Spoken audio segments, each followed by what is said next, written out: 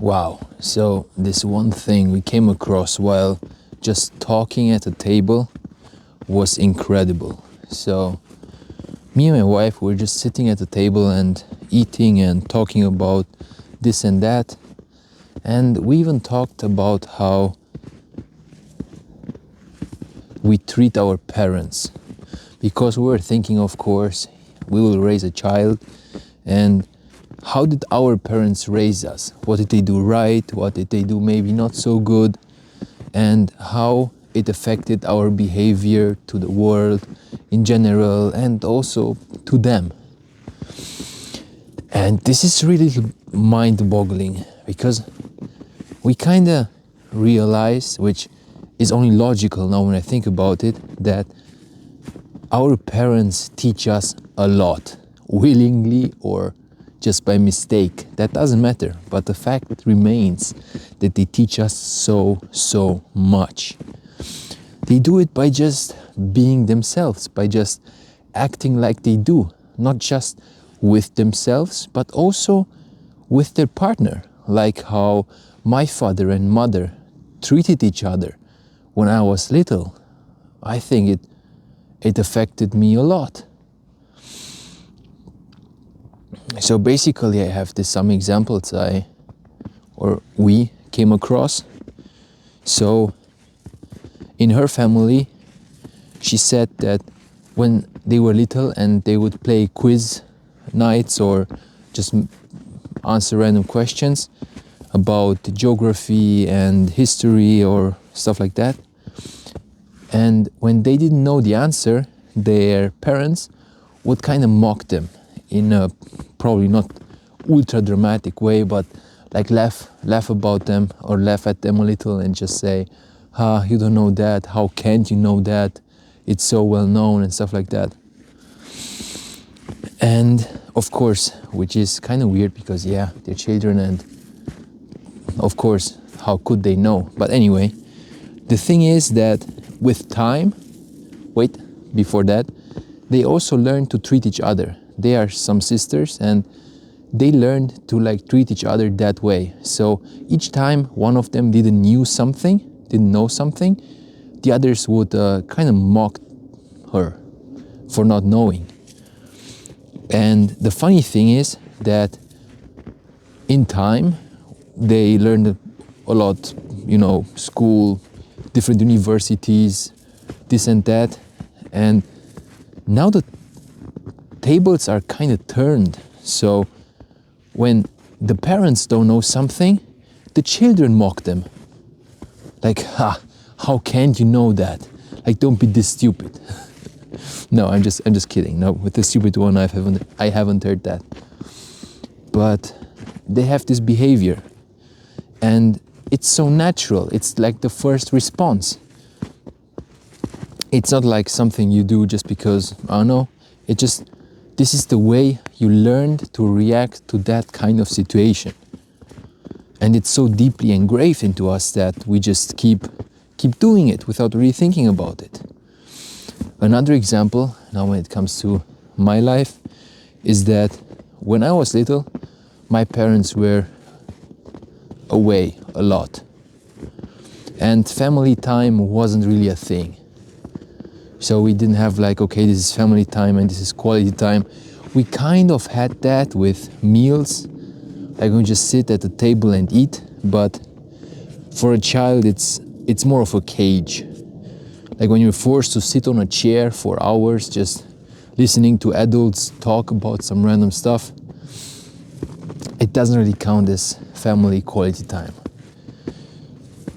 So now growing up, in my head, I have this opinion that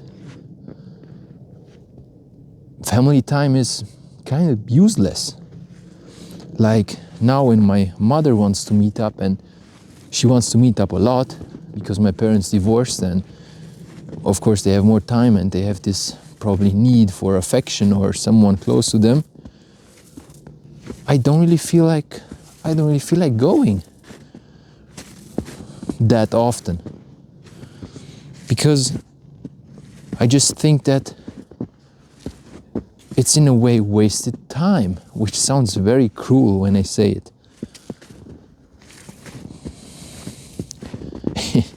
sounds very cruel, but I don't know. It's just the way I have learned to, or at least I think I have learned to react to those kind of situations. And when the family is gathering, I'm not really, a part of me is, yeah, it's family time. But the other part is like, nah, why should I? Why should I? And then again, it's not just this superficial thing, in my opinion, where I just don't feel like it, because I have forced myself a long time to feel like it. When we used to meet up, or just my mother used to call me over a lot, and I would simply go all the time because I just thought that it's the right thing to do, and it just felt every time so wrong, and I had no idea why. And now I think that this might be one cause for it.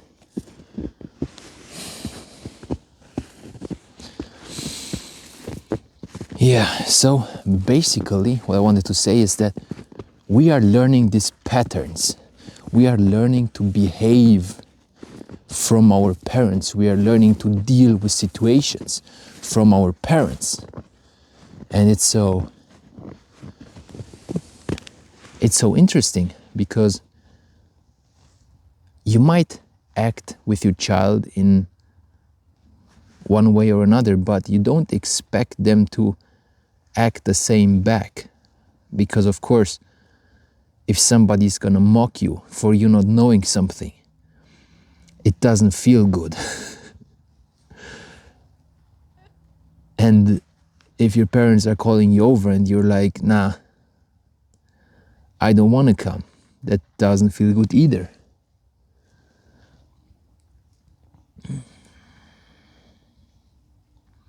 And you don't want it to be this way. This is the most intriguing part. If I had to choose, like change my inner sense of right and wrong, I would just say, okay, I'm just letting go of that. It's completely right, and it feels completely okay to go whenever my parents call me. But you just can't. It's not that simple. I feel like there are more underlying factors here which we are just not aware of.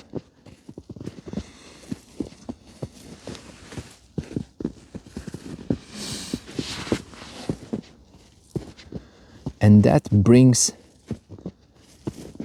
a lot of consciousness, or at least it makes you think a lot about the way you want to raise your child, how you want to behave with them, and what other patterns did you just copy from your parents, which you're just gonna copy paste to your child without knowing. Like, if you don't realize these things that you're doing, you're just gonna copy paste them. Your child's just gonna learn the same habits. It doesn't mean it will necessarily act on them, but it will change them in a way. Because you're not just a copy of your parents. Of course not. You're so much more. But you have a lot of patterns which are present in your parents. You also have them.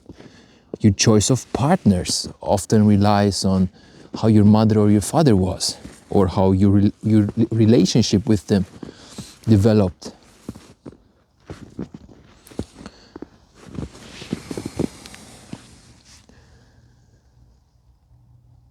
So you really want to be careful what you give to your child. But that's tricky, right? Because first you have to become conscious of what you already have, what you already are doing. And that can be uncomfortable. You don't want to see your wrongdoings. You don't want to see your bad behavior.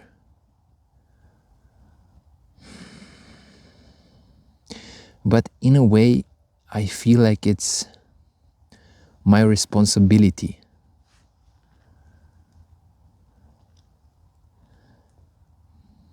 Because I really think that my parents did what they thought was best.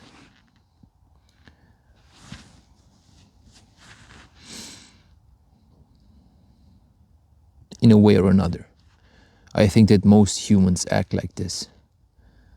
In maybe sometimes in very twisted ways, but I think that's generally like the case, you could say. And now that it's my turn to be a parent, I just want to do the best I can.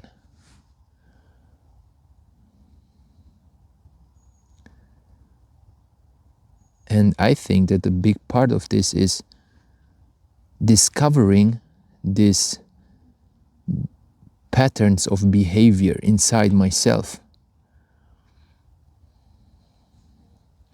You don't have to resolve them all. It's not like you're like this twisted kind of thing and you just have to get everything straight. No, I think it's more about just realizing that you have them. That's already a big thing. Like, you know how they say, like a fool who knows that he's a fool is not that foolish. So understanding what you already are is a big thing. And maybe from there you can adjust some things, but not forcefully. I've noticed that forcefully this doesn't work. I don't know exactly why, but it just doesn't work. You can't just say, I want to love this, and you're just gonna love it, or I really don't want to feel any discomfort or hate or anything into that direction. It's just gonna happen. No, there's something deeper at play. And understanding what's deeper at play, that's the seed here. So maybe if we could do that, then you can change the things. Then if you realize, it's like it's maybe like this with this issue I've talked about before. Like why wouldn't I want to visit my mother more often? Because I feel maybe like when I needed her there, she wasn't. And now a part of me is hurt because of that. And I want to maybe show her how it feels. Might be a thing, right? Or I'm just so hurt that I don't want to forgive her for what she did. Might be a thing. You see, these are conflicts, and they're deep. I don't think about them every day. I don't even know for certain that I have them. But it would be one explanation for why I feel the way I do. And then from there, if I could maybe manage to forgive,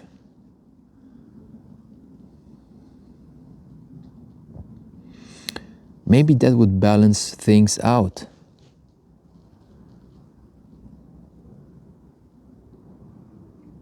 So as you can see, there's a lot of understanding and forgiving to be done. Oh, well, it's just an idea.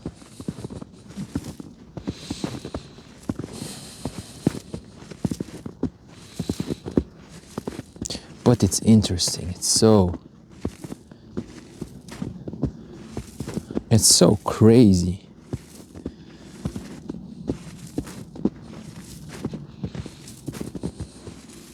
Like, just imagine how many things there are, how many habits, how many patterns lying deep inside ourselves, dictating our every decision, our everyday life in ways we have no idea of. Wow, that's terrifying and amazing at the same time.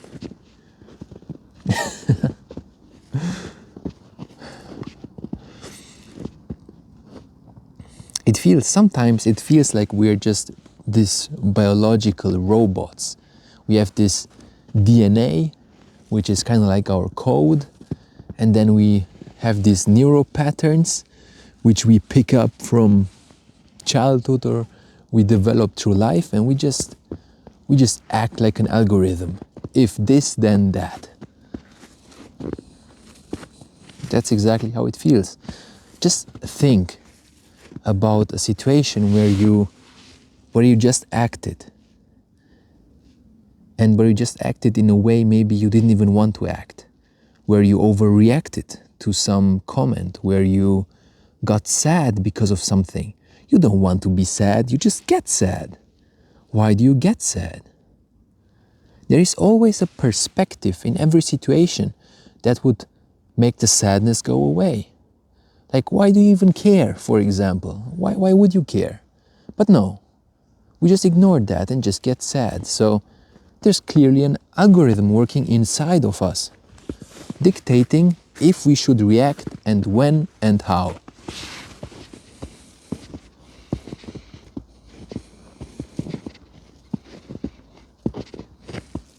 And it just keeps propagating from generation to generation to generation.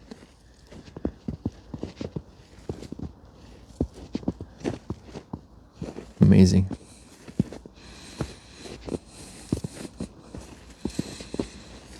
Yeah, so these are just some winter forest thoughts. Look at this beautiful snow. I hope something resonated with you, and if not, just forget about all it. So, thank you for listening. Have an extremely great day, and see you.